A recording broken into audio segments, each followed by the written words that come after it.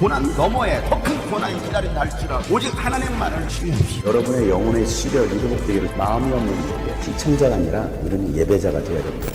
샬롬, 복되는 한 주간이 시작되었습니다. 이번 한 주간도 지혜의 말씀으로 하루를 시작하고 또 그 말씀을 의지하며 살아갈 수 있는 여러분 되시기를 축복합니다. 함께 나눌 말씀은 잠언 30장 18절부터입니다. 기이한 일이 셋, 내가 정말 이해할 수 없는 일이 넷이 있으니 곧 독수리가 하늘을 날아간 자취와 뱀이 바위 위로 지나간 자취와 바다 위로 배가 지나간 자취와 남자가 여자와 함께하였던 자취이다. 가늠한 여자의 자취도 그러하니 먹고도 안 먹었다고 입을 씻듯이 나는 아무런 악행도 한 일이 없다 한다. 세상을 뒤흔들 만한 일이 셋, 세상이 감당하지 못할 일이 넷이 있으니 곧 종이 임금이 되는 것과 어리석은 자가 배불리 먹는 것과 꺼림을 받는 여자가 시집을 가는 것과 여종이 그 안주인의 자리를 이어받는 것이다. 땅에서 아주 작으면서도 가장 지혜로운 것이 넷이 있으니 곧 힘이 없는 종류이지만 먹을 것을 여름에 예비하는 개미와 약한 종류이지만 바위 틈에 자기 집을 짓는 오소리와 임금은 없으나 때를 지어 함께 나가는 메뚜기와 사람의 손에 잡힐 것 같은데도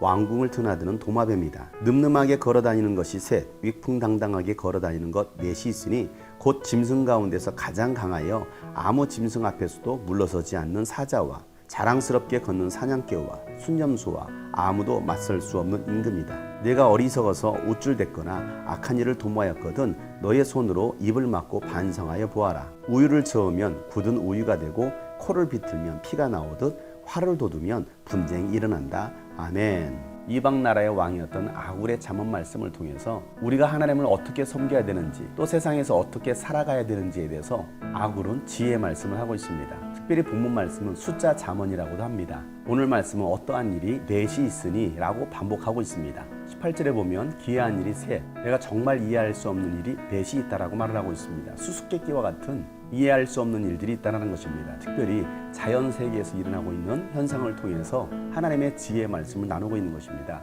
첫 번째는 흔적, 자취에 관한 말씀입니다. 독수리가 하늘을 날아간 자취, 뱀이 바위 위로 지나간 자취, 또 바다 위로 배가 지나간 자취, 남자와 여자가 함께했던 자취. 이러한 자취는 분명하게 있었던 일들이지만 언제 있었냐는 듯이 그 자취가 흔적도 없이 사라진다는 것입니다. 그러면서 20절에 하나를 더 말하고 있습니다. 가늠한 여자의 자취에 대해서 말합니다. 먹고도 안 먹었다라고 입을 씻듯이 나는 아무런 악한 일도 행한 적이 없다라고 가늠한 여인이 말한다는 것입니다. 분명히 가늠한 여인이 행했던 일이 있는데 그 자신의 일에 대해서 한 적이 없다라고 말하는 것입니다. 이 말은 흔적이 사라졌다고 해서 자신이 행한 죄는 사라지지 않는다는 것입니다. 하나님은 그 모든 것들을 다 지켜보시고 아시는 분이십니다. 우리 눈에는 보이지 않지만 그 모든 자취가 다 기록되어 있다는 것입니다. 감출 수 없는 것이 바로 우리가 행했던 일들인 것입니다. 21절부터는 세상을 뒤흔들 만한 일 셋, 세상이 감당하지 못할 일이 넷이 있다는 것입니다. 종이 임금이 되는 것, 이것은 깜짝 놀랄 일입니다. 또 어리석은 자가 배불리 먹는 것도 놀랄 일입니다. 꺼림을 받는 여자가 시집을 가는 것, 이러한 일도 이해할 수 없는 일입니다.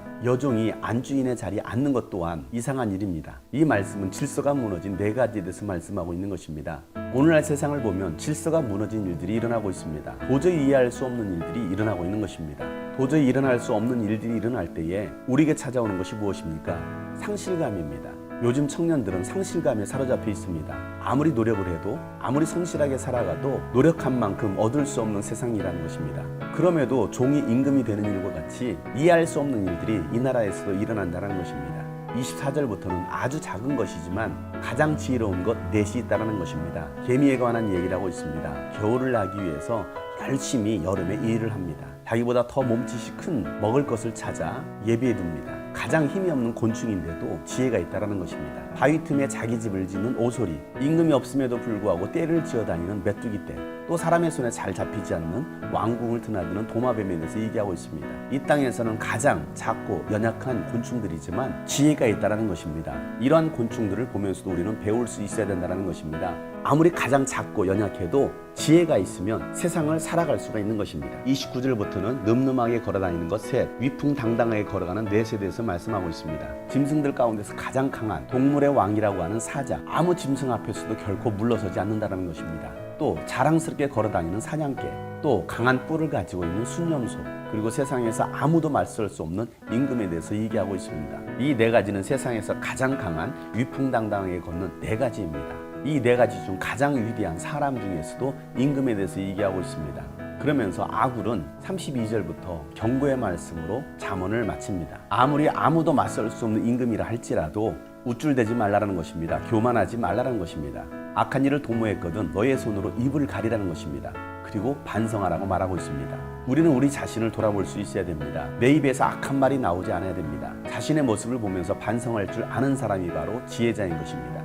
임금이라 할지라도 모든 권력을 가진 임금이라 할지라도 자신을 돌아볼 수 있어야 되는 것입니다.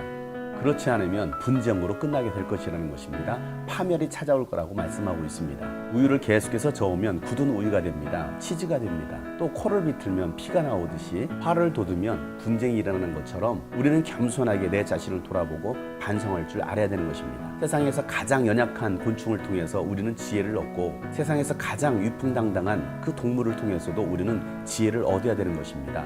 아굴의 잠언 말씀을 통해서 자족할 줄 아는 법을 배우고 겸손함이 우리 가운데 있어야 됩니다. 그리고 절제할 줄 아는 사람이 바로 지혜자인 것입니다. 오늘도 이 말씀을 통해서 나는 어떠한 사람인지를 돌아볼 수 있기를 축복합니다. 잘못된 나의 언행을 통해서 내 자신을 돌아보며 반성할 줄 아는 사람이 지혜자인 것입니다. 오늘도 하나님의 말씀을 깊이 깨닫는 여러분 되시기를 주의 이름으로 축복합니다. 샬롬.